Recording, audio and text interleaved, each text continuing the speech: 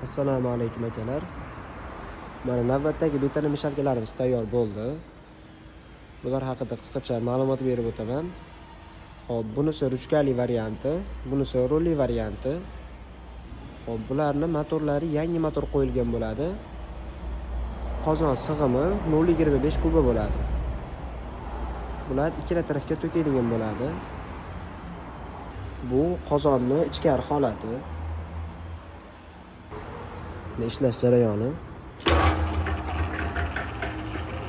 Xudo xolasa ishlash jarayoni zo'r. Beta toklar ko'rsatib turadi.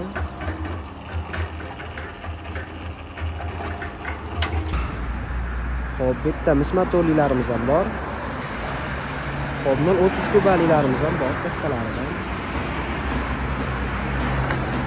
Kimga shunaqa betona mishalkalar kerak bo'ladigan bo'lsa, pastdagi nomerlarga aloqaga chiqa olasizlar. Eng sifatlilarini eng arzon optim narxlarda tayyorlab beramiz.